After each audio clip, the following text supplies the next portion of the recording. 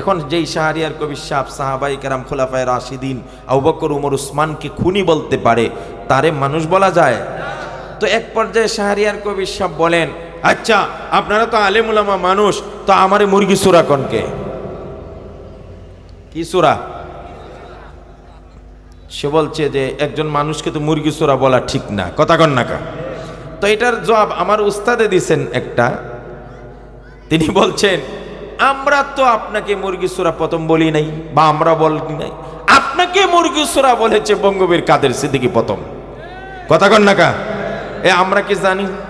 তোমার কাদের সিদ্দিকী সাহেব বলছেন পাকিস্তান আমলে উনি নাকি পাকিস্তানি মিলিটারিদেরকে বাংলাদেশের ঘরে ঘরে ঢুকে দেশি মুরগি সাপ্লাই করত, সেই থেকে উনি বলেছেন মুরগি সূরা। এটা তো আমার উস্তাদে জবাব দিয়েছে, কিন্তু আমি থাকলে আরেকটা জবাব দিতাম। সেটা হলো, বাংলাদেশের মানুষ আপনার এই বক্তব্যের পরে, ইসলাম বিদ্বেষী বক্তব্যের পরে, সাহাবা বিদ্বেষী বক্তব্যের পরে, নবীর সাহাবীদেরকে গালাগালি করার পরে শুধু মুরগি সূরা বলছে। আপনাকে আসলে মুরগ না, কুকুর শুকর বলা দরকার ছিল, কথা বলে ঠিক কি? এটা আমার বক্তব্য না ভাই, এটা কোরআন বলছে, আপনি পড়েন। আল্লাহ রাব্বুল আলামিন বলেন, লাহুম কুলুবুন লা ইয়াফকাহুনা বিহা ওয়া লাহুম আ'য়ুনুন লা ইউবসিরুনা বিহা ওয়া লাহুম আযানুন লা ইয়াসমাউনা বিহা উলাইকা কাল আনআম। আল্লাহ বলেন, একদল মানুষ এবং একদল জিনের জন্য আমি জাহান্নাম তৈরি করেছি। এই লোকগুলো কারা? এদের কোয়ালিটি কি? এদের ধরন কি? আল্লাহ নিজেই বলছেন, এদের চোখ আছে তারপরও সত্যটা দেখে না, কান আছে তারপরও ভালোটা শোনে না, এদের হৃদয় আছে, হার্ট আছে, কলব আছে, তারপরও সত্যকে অনুধাবন করতে পারে না। যাদের কান চোখ থাকার পরেও ভালোটা বুঝে না, ভালোটা দেখে না, হক মানে না, দিন মানে না, আল্লাহ বলেন উলাইকা কাল আনাম, এরা হলো চতুষ্পদ জানোয়ারের মতো। যাদের চোখ থাকার পরেও, হৃদয় থাকার পরেও নবীর শান আর সাহাবায়ে কেরামের শান বুঝলো না, এরা কি আল্লাহ এদেরকে মানুষ বলছেন না চতুষ্পদ জানোয়ারের মতো বলছেন? আল্লাহর কাছে, আল্লাহর পক্ষ থেকে আমরা যত নিয়ামত পেয়েছি, সবচেয়ে দামি নিয়ামতের নাম দৌলতে ইমান, ইমান নামক সম্পদ, কথা বলেন ঠিক কিনা? ইমান এমন একটা মহা সম্পদ, আর কোনো জিনিস যদি দামি হয়, সেটা যদি কেউ মুফত পেয়ে যায়, চেষ্টা ছাড়া, মেহনত ছাড়া, ত্যাগ ছাড়া, সেই জিনিসের কদর, সেই জিনিসের মর্তবা তার কাছে থাকে না। আর একই জিনিস যদি সে অনেক কষ্টে অর্জন করে, তাহলে সে তার মর্ম, কদর, মর্যাদা ভালোভাবে বুঝতে পারে। ইমান যেহেতু একটা দামি নেয়ামত, ইমানের চেয়ে দামি নেয়ামত হতে পারে না। কারণ যারা ইমানদার, যদি যার্রা পরিমাণ ইমানও তার ভিতরে থাকে, তাহলে সে একদিন জান্নাতে যাবে, বলেন ইনশাআল্লাহ। একজন মানুষ সারা পৃথিবীর ক্ষমতার অধিকারী হয়ে গেছে, সমস্ত পৃথিবীর সম্পদেরও মালিক হয়ে গেছে, সমস্ত পাওয়ার, সমস্ত ক্ষমতা, সব কিছুর মালিক হয়ে গেছে, কিন্তু মরার সময় বেঈমান হয়ে মারা গেছে। আপনারা কি মনে করেন সে সফল না ব্যর্থ? সবাই বলেন ব্যর্থ। আর একজন মানুষের কিছুই পায় নাই দুনিয়াতে, টাকা, গাড়ি, বাড়ি, নারী, সম্পদ, এমনকি স্বাস্থ্যটাও ভালো না, থাকার জন্য একটা বাড়িও নাই, খাওয়ার জন্য পর্যাপ্ত ব্যবস্থা নাই, মানুষের কাছ থেকে চেয়ে চেয়ে কোনো রকম খায়, চোখে দেখে না, বিকলাঙ্গ, প্রতিবন্ধী, কানে শুনে না, বোবা, কথা বলতে পারে না, ভালো করে হাঁটতে পারে না, কিন্তু সে দিলে দিলে একটা বিশ্বাস রাখছে, আমার আল্লাহ একজন আছে, তিনি এক, তিনি অদ্বিতীয়, লা শারীকা লাহ, লা নিদ্দা লাহ, ওয়ালা দিদ্দা লাহ, লা মিসলা লাহ, লা মাসীলা লাহ, লা মিসালা লাহ, লা শিবহা লাহ, লা শাবীহা লাহ, লা ওয়াজিরা লাহ, লা নাযীরা লাহ, লা কুফুয়া লাহ, লা মুমাসিলা লাহ, লা মুমানিআ লাহ, লা মুযারিআ লাহ, লা মুদারিআ লাহ। সে বিশ্বাস করেছে আল্লাহ সমকক্ষ কেউ নাই, আল্লাহ শরীক কেউ নাই, আল্লাহর প্রতিবন্ধী কেউ নাই, আল্লাহর প্রতিদ্বন্দ্বী কেউ নাই, আল্লাহকে উপদেষ্টা কেউ নাই, আল্লাহর কেউ সাদৃশ্য নাই। এই কথা বিশ্বাস রেখে ঈমান নিয়ে মরতে পেরেছে ওই বাদশা ওই দুনিয়ার মালিকের চাইতে সে সফল। কথা বলেন ঠিক কিনা? আর জোরে বলেন। নবী করিম সাল্লাল্লাহু আলাইহি সাল্লাম বলেন, কাদ আফলাহা মান আসলামা। সুবহানাল্লাহ বলেন। আর জোরে বলেন। আল্লাহ নবী সাল্লাল্লাহু আলাইহি সাল্লাম বলেন, পৃথিবীতে যেই মানুষটা মুসলমান হওয়ার সৌভাগ্য অর্জন করেছে, কাদ আফলাহা মান আসলামা ওয়া রুজিকা কাফাফান ওয়া কান্নাহু আল্লাহু বিমা আতা। যে মানুষটা মুসলমান হয়ে গেল, ইসলাম গ্রহণ করতে পারলো, ওয়া রুজিকা কাফাফান, যেটুকু তার দরকার খাওয়ার জন্য চলার জন্য এটুকু পাইল, ওয়া কান্নাহু আল্লাহু বিমা আতা, আল্লাহ যেটুকু তাকে দান করলেন ওই পরিমাণ নিয়ামতের উপর সে সন্তুষ্টি প্রকাশ করে দিল থেকে আল্লাহর শুকরিয়া আদায় করে, আল্লাহ আমাকে থাকার জন্য একটা বাড়ি দিয়েছেন, আমাকে কাজ করার জন্য শরীরে শক্তি দিয়েছেন, দুই বেলা তিন বেলা ভাত খাওয়ার জন্য একটু ব্যবস্থা দিয়েছেন, এটুকুতে আমি আপনার প্রতি সন্তুষ্ট। এই তিনটা জিনিস সে প্রকাশ করলো যে পাইল, নবীজি বলেন কাদ আফলাহা, সে সফল হয়ে গেল। কোরআনে কারিমে আল্লাহ রাব্বুল আলামিন বলেন, ফামান যুহযিহা আনিন নারি ওয়া উদখিলাল জান্নাতা ফাকাদ ফাজ। আল্লাহ চমৎকার বলেছেন, ফামান যুহযিহা আনিন নার, যে জাহান্নাম থেকে বাঁচতে পারলো, জাহান্নাম থেকে মুক্তি পাইলো, ওয়া উদখিলাল জান্নাহ, আর জান্নাতে যেতে পারলো, ফাকাদ ফাজ, সে হলো ভেরি সুপার সাকসেসফুল ম্যান।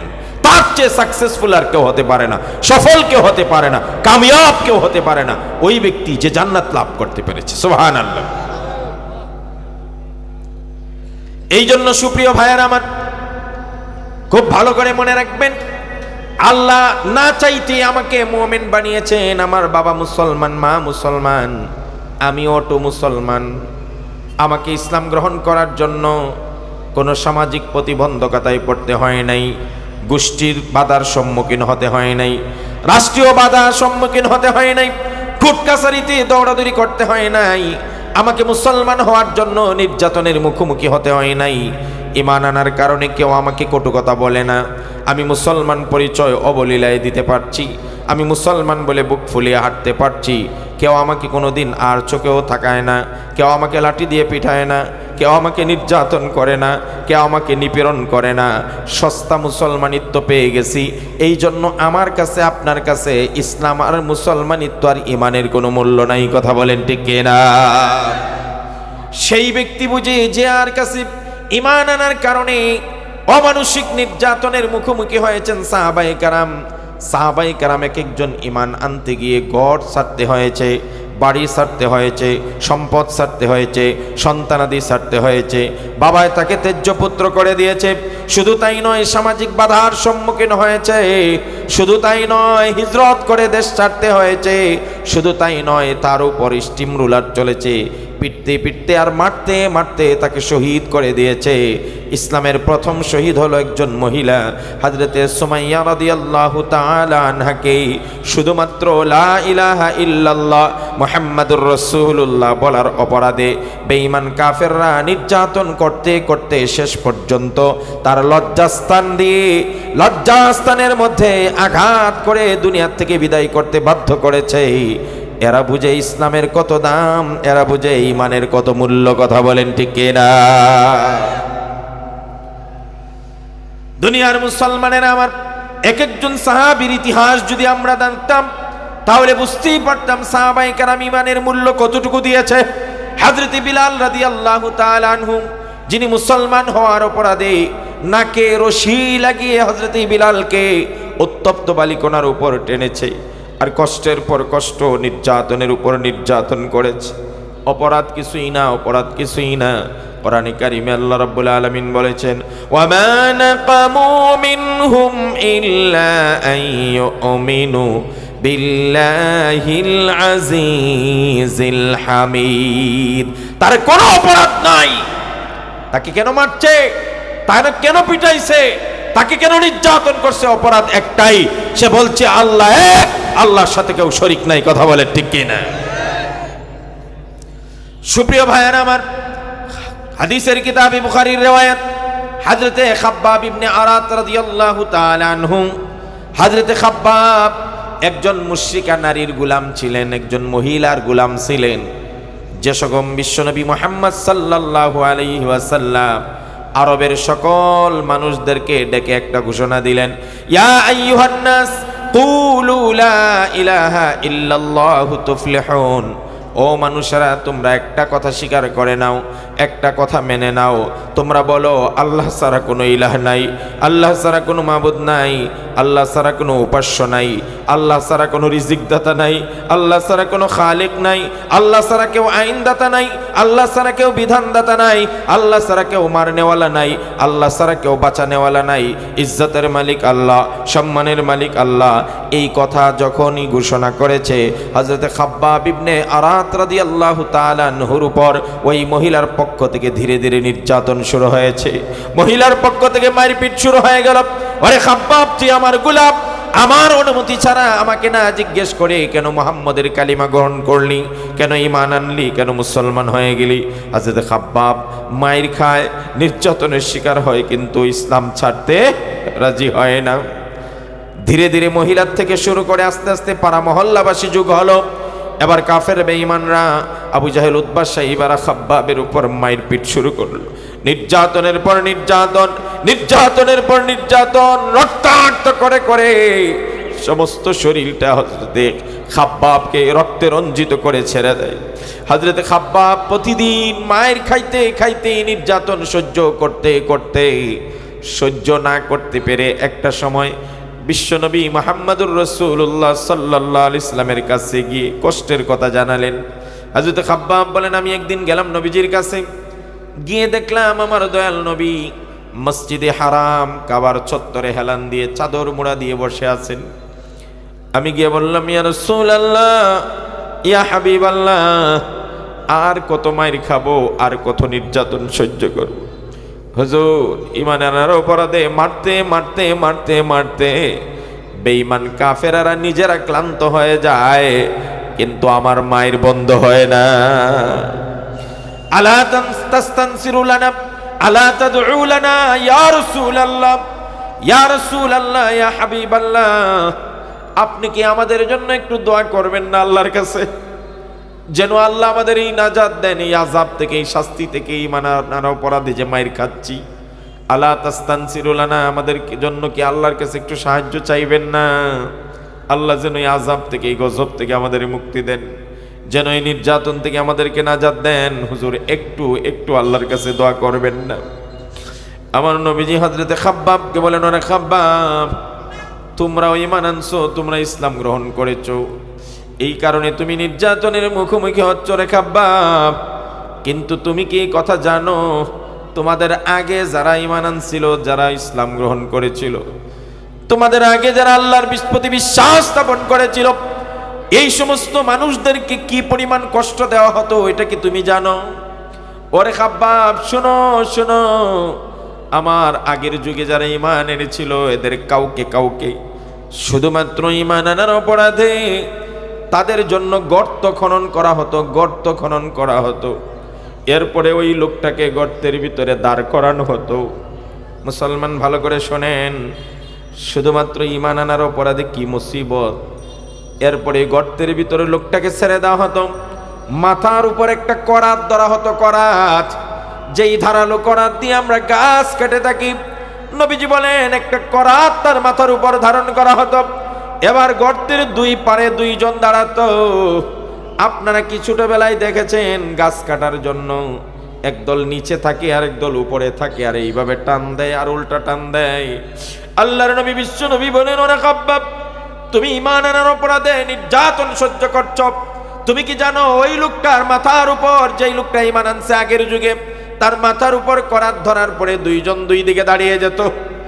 এরপরে গাছ যেমনে কাটে দুই টুকরা করা হয়, ধীরে ধীরে করাত চালায় আর মাথার থেকে আস্তে আস্তে কাটতে থাকে। খাব্বাব রে শুধুমাত্র ঈমান আনার অপরাধে আস্তে আস্তে কাটতে কাটতে কাটতে কাটতে মাথা থেকে কাটা শুরু করে নিচ পর্যন্ত যায়, তাকে দ্বিখণ্ডিত করা হয়, দুই ভাগ করা হয়। আর প্রতিবার টান দেওয়ার আগে জিজ্ঞেস করে, তুই কি ঈমান ছাড়বি, ইসলাম ছাড়বি? ওয়ামা ইয়াসুদ্দুহু যালিকা আন দীনিহি। কিন্তু ওই লোকটা এত কষ্টের পরেও দ্বিখণ্ডিত হতে রাজি, কিন্তু ঈমান থেকে চুল পরিমাণ পিছপা হতে রাজি হয় না।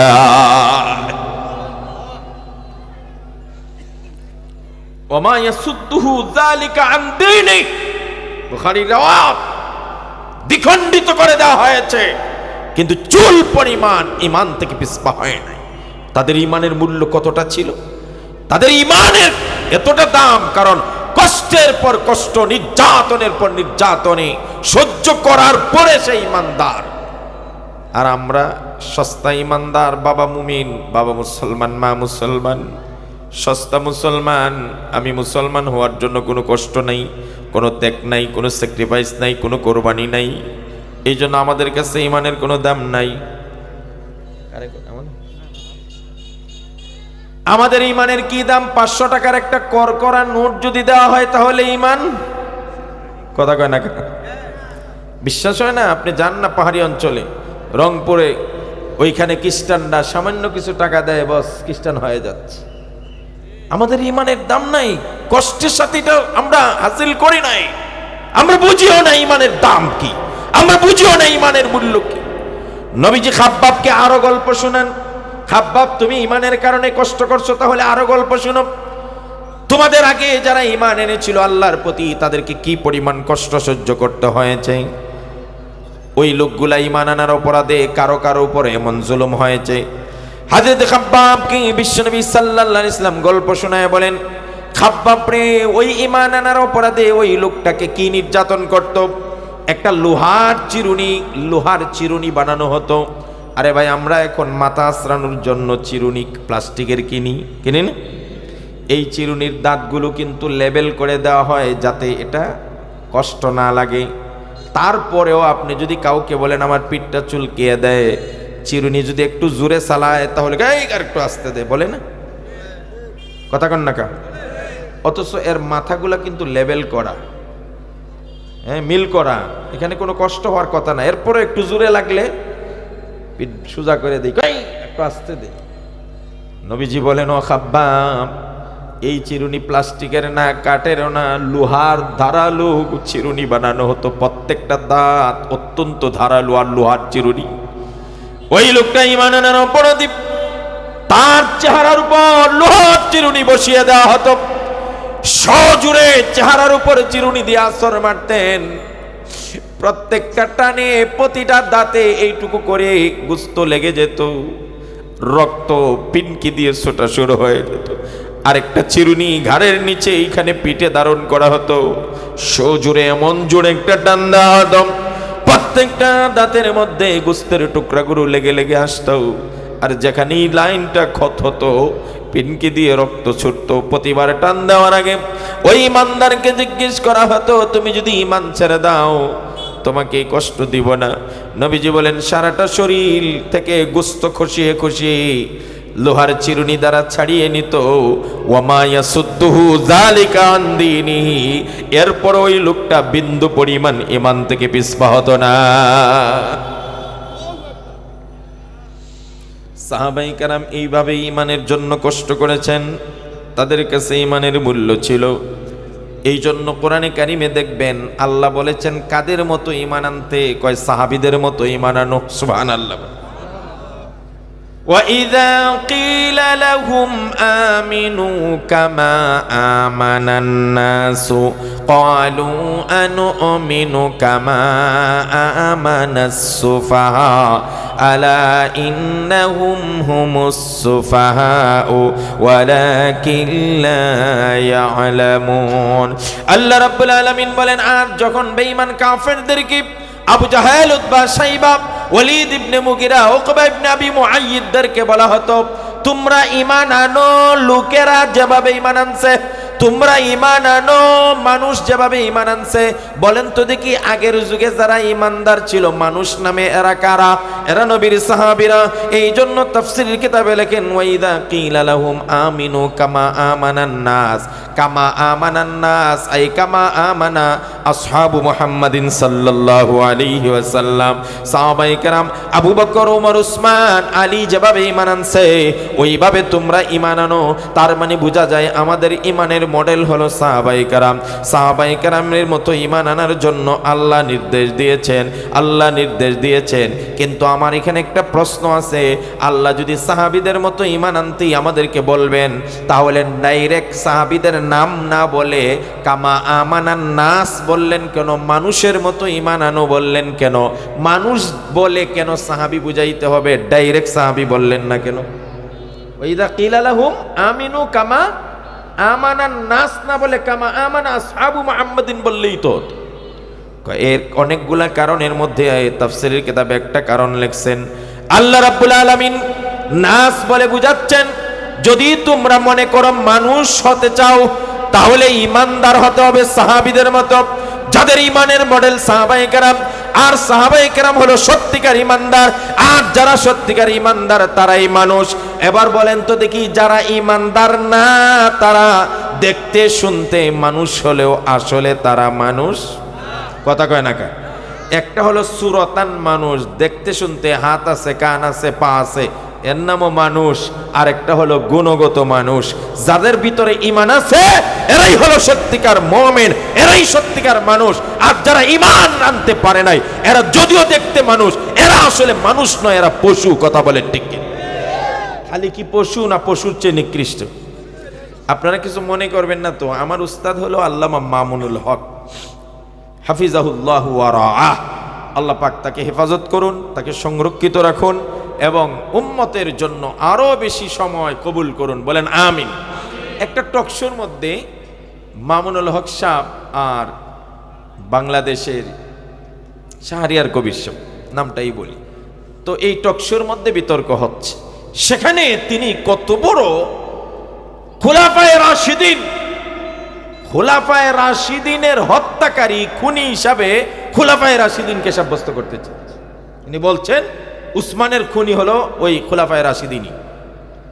তো আমার উস্তাদ মামুনুল হক এটা দ্ব্যর্থহীন কণ্ঠে প্রত্যাখ্যান করে তার দাঁত ভাঙা জবাব দিচ্ছেন।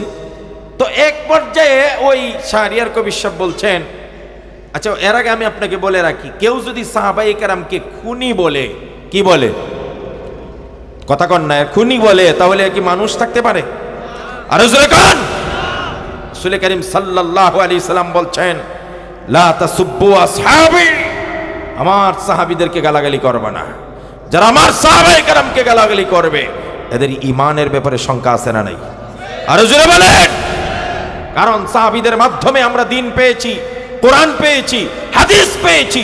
যদি সাহাবায়ে কেরাম এই যদি সত্যের মাপকাঠি না হয়, তাদের ইনসাফ নিয়ে যদি কেউ কথা বলে, তাদের ঈমান নিয়ে যদি কেউ কথা বলে, তাহলে তার ঈমান আনার কোনো সুযোগ নাই। কথা বলে ঠিক কি নাই?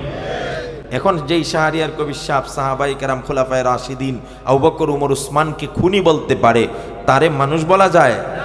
তো এক পর্যায়ে শাহরিয়ার কবির সাহেব বলেন, আচ্ছা আপনারা তো আলেম উলামা মানুষ, তো আমারে মুরগি সূরা কোনকে? কি সূরা? সে বলছে যে একজন মানুষকে তো মুরগি সূরা বলা ঠিক না। কথা কন না কা? তো এটার জবাব আমার উস্তাদে দিছেন একটা। তিনি বলছেন, আমরা তো আপনাকে মুরগি সূরা প্রথম বলি নাই, বা আমরা বলি নাই, আপনাকে মুরগি সূরা বলেছে বঙ্গবীর কাদের সিদ্দিকী প্রথম। কথা কন না কা? আমরা কি জানি? তোমার কাদের সিদ্দিকী সাহেব বলছেন পাকিস্তান আমলে উনি নাকি পাকিস্তানি মিলিটারিদেরকে বাংলাদেশের ঘরে ঘরে ঢুকে দেশি মুরগি সাপ্লাই করত। সেই থেকে উনি বলেছেন মুরগি সূরা। এক, এটা তো আমার উস্তাদে জবাব দিয়েছে, কিন্তু আমি থাকলে আরেকটা জবাব দিতাম। সেটা হলো, বাংলাদেশের মানুষ আপনার এই বক্তব্যের পরে, ইসলাম বিদ্বেষী বক্তব্যের পরে, সাহাবা বিদ্বেষী বক্তব্যের পরে, নবীর সাহাবীদেরকে গালাগালি করার পরে শুধু মুরগি সূরা বলছে। আপনাকে আসলে মুরগ না, কুকুর শুকর বলা দরকার ছিল। কথা বলে ঠিক কি? এটা আমার বক্তব্য না ভাই, এটা কোরআন বলছে, আপনি পড়েন। আল্লাহ রাব্বুল আলামিন বলেন আয়ুবসিরুনা বিহা ওয়া লাহুম আযানুন লা ইয়াসমাউনা বিহা উলাইকা কাল আনআম। আল্লাহ বলেন একদল মানুষ এবং একদল জিনের জন্য আমি জাহান্নাম তৈরি করেছি। এই লোকগুলো কারা, এদের কোয়ালিটি কি, এদের ধরন কি? আল্লাহ নিজেই বলছেন এদের চোখ আছে তারপরও সত্যটা দেখে না, কান আছে তারপরও ভালোটা শোনে না, এদের হৃদয় আছে, হার্ট আছে, কলব আছে, তারপরও সত্যকে অনুধাবন করতে পারে না। যাদের কান চোখ থাকার পরেও ভালোটা বুঝে না, ভালোটা দেখে না, হক মানে না, দিন মানে না, আল্লাহ বলেন উলাইকা কাল আনাম, এরা হলো চতুষ্পদ জানোয়ারের মতো। যাদের চোখ থাকার পরেও, হৃদয় থাকার পরেও নবীর শান আর সাহাবায়ে কেরামের শান বুঝলো না, এরা কি আল্লাহ এদেরকে মানুষ বলছেন না চতুষ্পদ জানোয়ারের মতো বলছেন? আপনারা বাংলা বুঝেন তো, ইংলিশ না বুঝলেও চতুষ্পদ জানোয়ার মানে কি কোন? না না, আগে কোন না, এই শব্দটার অর্থ কোন? চতুষ্পদ মানে কি? চার পায়া কোন না, কয় পা? যে প্রাণীর কয় পা আছে? এখন চার পায়া জানোয়ারের উদাহরণ দেন। কোন কোন প্রাণীর চার পা আছে বলেন? গরুর কয় পা? ছাগলের, ভেড়ার, গাধার, কুকুরের, বিড়ালের, শৃগালের, এমনকি শূকরের কয় পা? কথা বলেন। আল্লাহ বলছেন উলাইকা কাল আনআম, এরা হলো চতুষ্পদ জানোয়ারের মতো। যদি এই পর্যন্ত থাকতো তাহলে কুকুর শিকড় পর্যন্ত আপনাকে বলা যেত। কথা কয় না কা? আল্লাহ আরেক ডিগ্রি বাড়িয়ে বলেন বাল হুম আদাল, বরং এরা শুধু কুকুর, শৃগাল, বিড়াল আর শুয়োরের মতোই না, বাল হুম আদাল, এরা এদের চাইতে নিকৃষ্ট। কথা বলে ঠিক কিনা? তো আপনার তো কপাল ভালো, এখন পর্যন্ত দুই পায়াটার উদাহরণ দিছে, মুরগি চোরা কইছে, আরো চার পায়াটার কথা বলে নাই। কথা কোন ঠিক কিনা? এই জন্য আমার বন্ধুগণ ভালো করে বুঝবেন, ভালো করে বুঝবেন। সাহাবায়ে কেরামের মতো ঈমান আনতে বলছেন আল্লাহ রাব্বুল আলামিন। সাহাবায়ে কেরাম ঈমানের পিছনে মেহনত করেছেন, সাহাবায়ে কেরাম ঈমানের জন্য ত্যাগ স্বীকার করেছেন। শুধুমাত্র ফর এক্সাম্পল একটা উদাহরণ দেই আজকের যুবকদেরকে উৎসাহিত করার জন্যে, ঈমানের পতাকা ধারণ করার জন্যে, ইসলামের ঝান্ডা তুমি ধারণ করো যুবক, তুমি ওই যুবকদেরকে আদর্শ বানাও যেই যুবকেরা তোমার জীবনের আদর্শ। তুমি সাহাবায়ে কেরামের জিন্দেগি পড়ো, যা সাহাবায়ে কেরামের সোনালী জীবন পড়ো না কেন, তুমি হুমায়ুন স্যারের সব কবিতার বই আর সাহিত্যের বই মজা লাগায় লাগায় পড়তে পারো, সারা জীবন মোবাইল নিয়ে বসে থাকতে পারো, কিন্তু একটা বার 10 মিনিটের জন্য সাহাবীদের সোনালী ইতিহাস পড়তে পারো না। বিশেষ করে আমার যে সকল মহব্বতের ভাইয়েরা, আপনারা যারা রাজনীতির ময়দানে কাজ করেন মানব সেবার জন্যে, এই ভাইদেরকে আমি অনুরোধ করব, যদি রাজনীতি করতে চান, প্রয়াত প্রধানমন্ত্রী ভারতের সম্ভবত ইন্দিরা গান্ধী অথবা মহাত্মা গান্ধী বলেছিল, যতদিন পর্যন্ত উমরের মতো একজন শাসক ভারতবর্ষে না আসবে ততদিন পর্যন্ত ভারতবর্ষ শান্তি হবে না। একটা বিধর্মী বুঝতে পেরেছিল উমরের মতো শাসক না আসলে গোটা হিন্দুস্তানকে শান্ত করা যাবে না। আজকের যারা রাজনীতিবিদ আছে, আমি ছোট ভাই হিসেবে পরামর্শ দিতে পারি, আপনার রাজনীতি জীবন সুফল বয়ান হোক, স্বাচ্ছন্দ্যময় হোক, সুন্দর হোক, তবে আপনাকে উমরের জীবনীটা টোটাল পড়তে হবে, আর না হলে আপনি রাজনীতির ভালো ছাত্র হতে পারবেন না, শিক্ষক হতে পারবেন না। কথা বলেন ঠিক? আপনি সাহাবায়ে কেরামের জীবনী পড়তে হবে। আমি পরবর্তীতে সময় পেলে হযরত উমরের রাজনৈতিক দূরদর্শিতার ব্যাপারে 2-4টা কথা বলবো, অথবা তার রাষ্ট্র পরিচালনার নীতি কি ছিল সেই বিষয়ে 2-একটা কথা বলবো। তাহলে যারা রাজনীতিবিদ আছেন তাদের জন্য এটা পাথেয় হবে, এটা একটা উপকরণ হবে, সহায়ক হবে। আপাতত আমি একটা যুবক সাহাবীর ঘটনা আপনাদের সামনে উদ্ধৃত করছি। ও আমার যুবক ভাইরা, তোমাদের সামনে বলছি, হযরত একজন সাহাবী যুবক, এক সাহাবী, যেই যুবক সাহাবীর বাবা নাই, এতিম সাহাবী, আব্দুল উজ্জা তার নাম ছিল। আব্দুল উজ্জার বাবা মারা গেছেন, এতিম সাহাবী হয়ে গেল। লোকটা এখনো মুসলমান হয়নি। মক্কার জমিনে আমার নবীজির সুললিত কণ্ঠে যখন তেলাওয়াত ভেসে ওঠে, তখন কিন্তু মানুষগুলো আর ঠিক থাকতে পারে না। আজকের এই কোরআনের সাথে আমাদের সম্পর্ক কম হওয়ার কারণে, কোরআনের সাথে আমাদের সম্পর্ক হলো কি জানেন? কোরআনটাকে আমরা তখনই কাজে লাগাই বড়জোর রমজান মাস আসলে হাবিজ সাহেব তেলাওয়াত করে আর আমরা পিছনে কিছু মানুষ দাঁড়ায় শুনি, এইটুকু হলো কোরআনের সাথে আমার সম্পর্ক। আর না হলে বাবা মরলে পরে মসজিদের ইমাম সাহেব আর মাদ্রাসার মুহতামিম সাহেবকে বলে দেই, হুজুর আমার বাবা মারা গেছে, এক খতম কোরআন পড়ায় দিয়েন। কথা কোন ঠিক কিনা? আবার কোনো কোনো হুজুরের কাছে যাই, হুজুর একটা তাবিজ দেন, আমার পোলাটা স্বপ্নে উল্টাপাল্টা দেখে বা ভয় পায়, হুজুর কোরআন থেকে আয়াত লেখা একটা তাবিজ দিয়া দেয়। তাহলে কোরআনের কাজটা কি 40টার সময় খতম পড়া, রমজান মাস আসলে আমরা তো পড়ি না, হাবিজ সাহেব একটু তেলাওয়াত করা আর হুজুরের কাছ থেকে তাবিজ নেওয়া। আচ্ছা আপনারা বুকে হাত দিয়া বলুন তো, আল্লাহ নবী সাল্লাল্লাহু আলাইহি ইসলামের 23 বছরের জীবনে এমন একটা সংবিধান নাজিল করছে, এটা তাবিজ লেখার জন্য? এটা কি তাবিজের গ্রন্থ? এটা কি শুধু 40 পড়ার জন্য, 3 দিনের দিন খতম করার জন্য, বাবা মা মরলে খতম করানোর জন্য? আর সারা বছর এটাকে তাকের উপর গিলাফ আবৃত্ত করে সারাটা বছর রেখে দিলেন। খোদার কসম, আল্লাহর আদালতে আপনি জবাবদিহি করতে হবে, আসামি হতে হবে। আল্লাহ কোরআনকে নাজিল করেছে তিবয়ানাল লিকুল্লি শাই, সমস্ত বিষয়ের সমাধান কল্পে সংবিধান হিসাবে নাজিল করেছে। আর আমরা এই মূল্যবান গ্রন্থকে পাশ কাটিয়ে মানব রচিত বস্তা পচা নীতি আর আদর্শ নিয়ে জমিনে আমরা শান্তি চাই। আমরার মতো বুকার কেউ হতে পারে? কি বলবো, দুঃখের কথা কি বলবো। আবার অনেক ভাইয়েরা আমাদেরকে বলে, হুজুর কোরআন থেকে কথা বলেন, কয় না? আমি তখন হাসি, মনে মনে কই, ভাই কোরআন থেকে কথা বললে কি আপনি সহ্য করতে পারবেন? কথা কয় না, কোরআনের সুদকে হালাল বলছে না হারাম বলছে? তখন যদি সুদের ওয়াজ করি তাহলে কোরআনে ঘুষকে হালাল বলছে না হারাম বলছে? ঘুষের বিরুদ্ধে ওয়াজ করলে কোরআনে মদকে হালাল বলছে না হারাম বলছে? কথা কয় না কা? এখন মদের বিরুদ্ধে ওয়াজ করলে কোরআনে জিহাদের হুকুম আছে না নাই? আসতে কোন কে? জিহাদ শুনলেই তো আমাদের একটা আতঙ্ক আছে, জিহাদ ফুবিয়া কাজ করে আমাদের মধ্যে, আছে না নাই? কিন্তু আমি মাঝে মাঝে আশ্চর্য হই ভাই, কেউ কেউ আবার নিজেদের স্বার্থে জিহাদ ব্যবহার করে। ঠিকই আমি শুনছি নিজের কানে, এই জন্য বলছি, আগে শুনছি আর কি, সামনে শুনবো কিনা জানে। বলছে আমরা দেশকে নেশামুক্ত করার জন্যে কি কয়, নেশার বিরুদ্ধে জিহাদ ঘোষণা করছি। আমি কই জিহাদ না, এটা খারাপ জিনিস। এরা দেখুন জিহাদ শব্দ উচ্চারণ করছে, কথা কন না কেন? আরো জোরে কন। আচ্ছা জিহাদ কি হুজুররা বানায় কোনো শব্দ বলছেন? আল্লাহর কোরআনে আছে, পরিষ্কার জিহাদ শব্দ আছে। আল্লাহ বলছেন ওয়াজাহিদু ফি সাবিলিল্লাহি বিআমওয়ালিকুম ওয়া আনফুসিকুম, আল্লাহর রাস্তায় জান আর মাল দিয়া তোমরা জিহাদ করো। ডাইরেক্ট জিহাদ শব্দ আছে।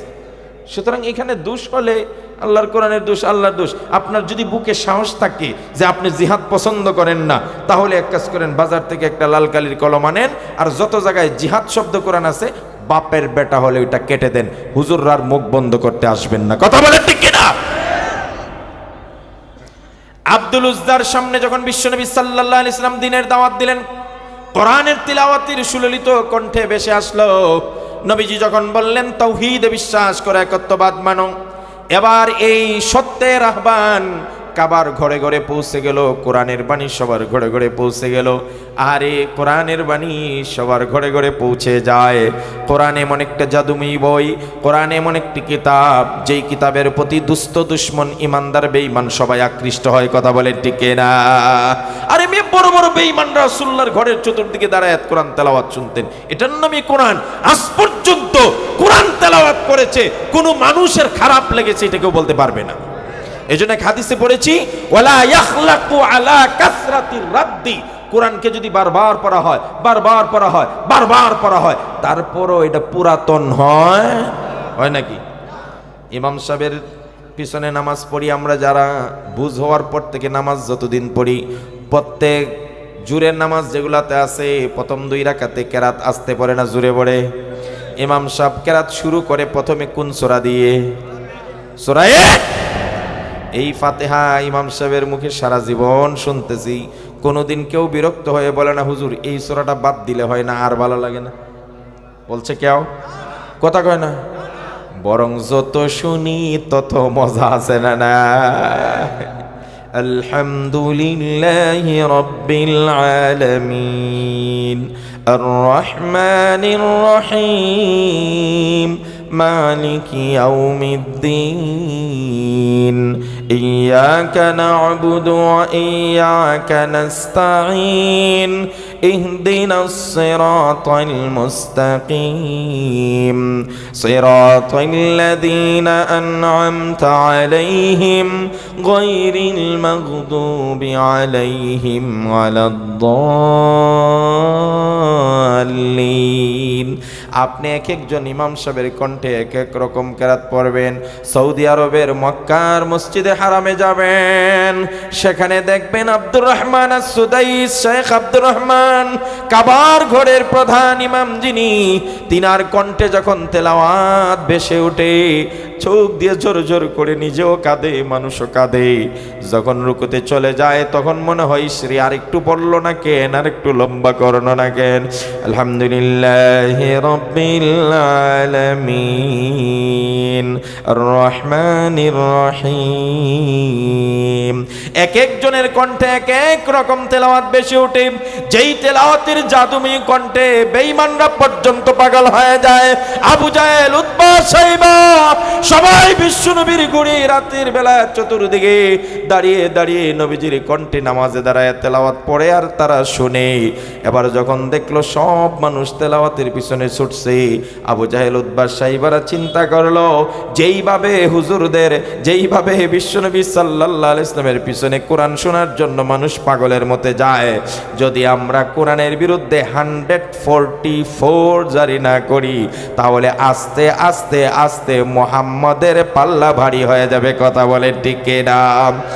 এই জন্য অতীতে আলেম উলামাদের মজলিসে আর মাহফিলে যখন হাজার হাজার জনতা উপচে পড়া ভিড় করা শুরু করলো, তখন একদলের মাথা খারাপ হয়ে গেল, বলে তাড়াতাড়ি এগুলার বিরুদ্ধে অ্যাকশন কর, ডাইরেক্ট অ্যাকশন, ইনডাইরেক্ট অ্যাকশন।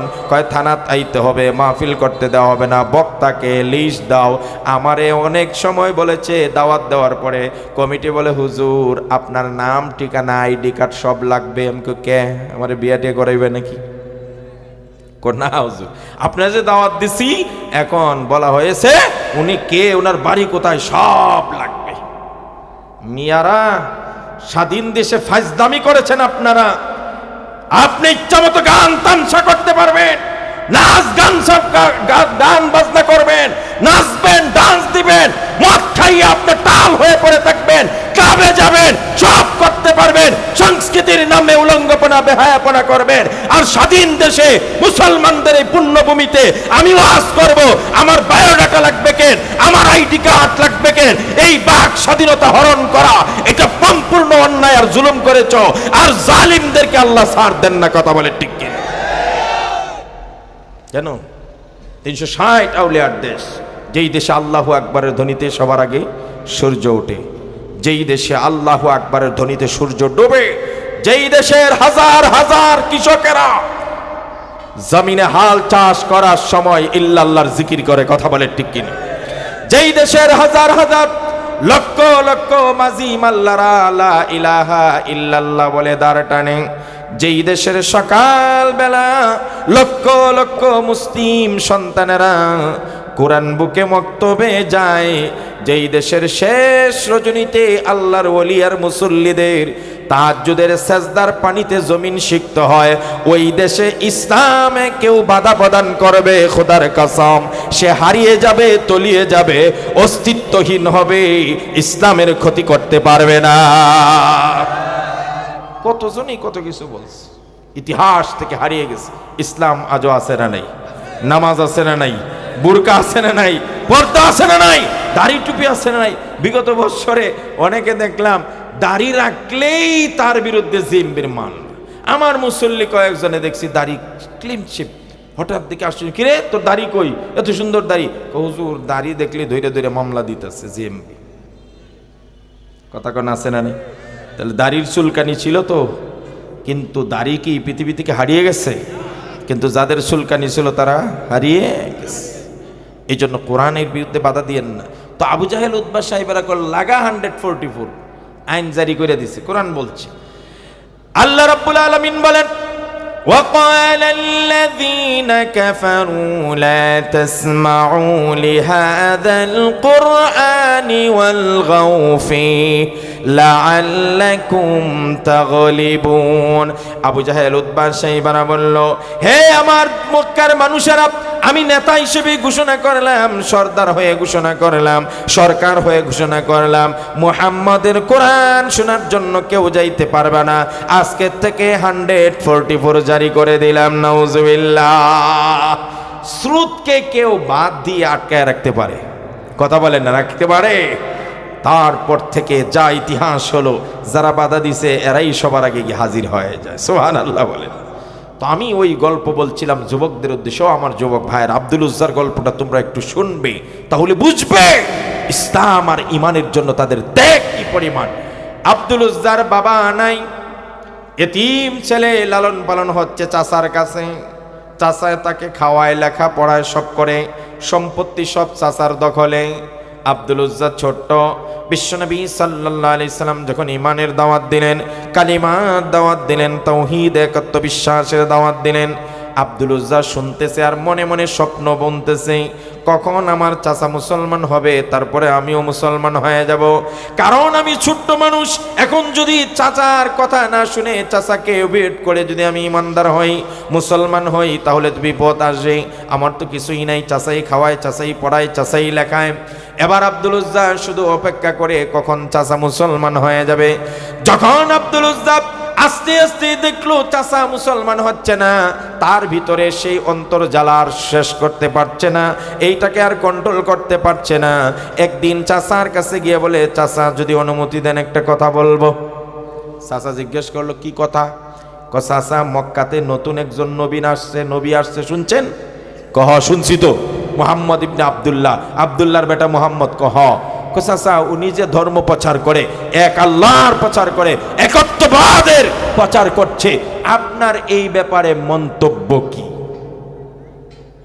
এবার চাচা, আব্দুল উজ্জার চাচা বলছে, মুহাম্মদ পাগল, নাউজুবিল্লাহ বলেন, মুহাম্মদ জাদুঘর, মুহাম্মদ গণক, মুহাম্মদ কবি, মুহাম্মদ আটকোরা ইত্যাদি গালিগালাজ শুরু করছে।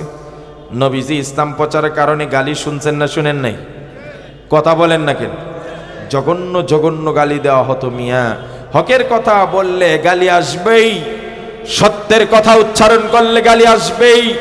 আগে আমার নবীকে পাগল বলে গালি দিত, আগে আমার নবীকে বেঈমানেরা আটকোরা বলে গালি দিয়েছে, গণক বলে গালি দিয়েছে। আজও নবীর উত্তরসূরি উলামায়ে কেরাম যখন হকের আওয়াজ তোলে, সত্যের কথা বলে, ঈমান ইসলামের কথা বলে, আল্লাহর দ্বীনের কথা বলে, তখন গালিটাকে একটু আপডেট করে সুন্দর করে আলেম উলামাকে গালি দেয়। আগের গালি যদি এখন দেয় তাহলে তো এটা চলে না। কথা কয় না কা? আগের সব জিনিস অ্যানালগ ছিল না, এখন কি হয়েছে? ডিজিটাল। কথা কয় না? তাহলে আগে নবী যে গালি দিত এটা তো অ্যানালগ গালি, ওই গালি কি এখন চলে নাকি? এই জন্য গালি গালি ঠিকই আছে, নবীকেও গালি দিত, কিন্তু গালিটারে খালি ডিজিটাল করছে। কথা কয় না? আগে নবীকে বলতো পাগল, আটকোরা, কবি, সাহিত্যিক, গণক ইত্যাদি, আর এখন আলেম উলামাকে গালি দেয় মৌলবাদ, জঙ্গিবাদ, উগ্রবাদ বলে কথা বলে, ঠিক কিনা? এই মৌলবাদ গালি এদের কিছু অস্ত্র। মৌলবাদ বলে মানুষকে আতঙ্কিত করা, যে হুজুররা মৌলবাদ, এরার থেকে সাবধান, নিরাপদ দূরত্বে বজায় রাখো। এই সমস্ত থিওরি, এই সমস্ত টার্ম কার্ড, এগুলো পুরান হয়ে গেছে। এগুলা মানুষ শুনতে শুনতে শুনতে শুনতে পুরাতন হয়ে গেছে। নতুন কিছু থাকলে ডেলিভারি দেন। কথা কন, ঠিক কিনা? মৌলবাদ বলার দরকার কি? মূলবাদ মানে কি? যার মূল আছে। কথা কন, ঠিক কিনা? এই মুসলমানদের মূল আছে না নাই? আর যারা মূল নাই এরা হইল আগাবাদী। কথা কন, ঠিক কিনা? যাদের মূল আছে, আমাদের মূলে আছে আল্লাহ, মূলে আছে রাসূলুল্লাহ, আমাদের মূলে গেঁথে আছে ঈমান। এই দেশের শিকড়ে গেঁথে আছে শাহজালালের বীজ, এই দেশের শিকড় গেঁথেছে ঈমান দিয়া ইখতিয়ারউদ্দিন মুহাম্মদ বিন বখতিয়ার খলজি। এই দেশে 360 আউলিয়া ঈমানের চারা রোপণ করেছে। সাহাবী সাদ ইবনে আবি ওয়াক্কাস চীনে সফর করার সময় ইতিহাস লেখে চট্টগ্রাম বিমানবন্দরে ঈমানের বীজ বপন করে গেছে। সুতরাং সাহাবীর এই দেশের আগমন হয়েছে। তা আপনার এই দেশের মূলে তো ঈমান আছে, আমরা তো মূল ধরে আছি। কথা কন, ঠিক কিনা? আমরা গাছের শিকড় ধরে আছি। আর যারা আগাবাদী এরা কই আছে? গাছের মগ ডালে গিয়া খাড়াইছে। আর ওইখানে ডাল তো মগ ডালের উপরে নাচে আর ঝুলে। কথা কয় ঠিক না? আর ওখান থেকে গালি দেয় মৌলবাদী মৌলবাদী, আমরা আসি উপরে সিংহাসনে আগায়। তো আমরা বলি মিয়া তোমরা সিংহাসনে গেছো, মগডালে গেছো, গামডালে থাকো, তবে বেশি নাচানাচি আর জোরে কোন? কারণ মূলে ইমানদার আছে 92%, 20 কোটি মুসলমান আছে মৌলবাদ বা মূলে, আর তোমরা আগাবাদী মাত্র 0.8% আছো। সুতরাং বেশি নাচানাচি করবো, আর শিকড়ে ধরে যদি 20 কোটি মুসলমান একটা নারা দেয়, তাহলে আগাবাদীরা মামুর বাড়ি দিল্লি আর ওয়াশিংটন গিয়ে পৌঁছবা। আর জোরে কোন ঠিক কিনা? আব্দুল উজ্জা তার চাচার কাছে জিজ্ঞেস করছে, খেয়াল করে শুনেন, চাচা আপনি কি বলেন মুহাম্মদের ইসলাম সম্পর্কে? এবার আব্দুল উজ্জা চাচা বলছেন, ভাতিজা মুহাম্মদ একটা পাগল, তার কাছে যাওয়া যাবে না, সে ভ্রান্ত একটা ধর্ম প্রচার করে। আব্দুল উজ্জা বলে, চাচা আমার তো মনে হয় মুহাম্মদ সাল্লাল্লাহু আলাইহি সাল্লাম যেই ধর্মটা প্রচার করে সেটা সঠিক ধর্ম। পৃথিবীতে এক আল্লাহ ছাড়া আর কেউ হতে পারে না, আল্লাহর সঙ্গে কেউ শরীক হতে পারে না। আল্লাহ যা করতে পারে অন্য কেউ সেটা করতে পারে। বাঁচানেওয়ালা কে? মারনেওয়ালা? হায়াতের মালিক, মৌতের মালিক, ক্ষমতার মালিক, ইজ্জতের মালিক, সব কিছু কার হাতে আছে? কল্যাণ কার হাতে? আর জোরে কয় না? মিয়ারা একটা গল্প মাঝখানে ঢোকাই, এক সাহাবী নতুন মুসলমান হয়েছে, পকেটে একটা মূর্তি নিয়ে ঘুরতো। কি নিয়ে ঘুরতো? বিধর্মী ভাই যারা আছে আপনাদেরকে আঘাত দেওয়ার জন্য বলি নাই, যদি কষ্ট পান আগের থেকে মাপ চেয়ে নিচ্ছি, তো জাস্ট উদাহরণের জন্য বলছি। এটাও তো ইসলাম প্রচারের অংশ। বিধর্মী ভাইদের আমাদের ইসলামের সৌন্দর্য তুলে ধরতে হবে না? এবার ওই ভাইটা একটা মূর্তি নিয়ে ঘুরতো পকেটে। তো সাহাবায়ে কেরাম কইতো, কিরে মুসলমান হইছে কিন্তু মূর্তি নিয়ে ঘুরে। নবীজি বললেন, হুজুর এই সাহাবী তো নতুন মুসলমান হইছে, মূর্তি নিয়ে ঘুরে। রাসূলুল্লাহ জিজ্ঞেস করলেন, তুমি এটা নিয়ে ঘুরো কেন? কয়, হুজুর এটা আমার খোদা, এটারে আমি সাথে রাখি, আমারে পাহারাদারি করতে, আমারে জানে সব বিপদ আপদ থেকে বাঁচায়, এটা আমার কি সিকিউরিটি।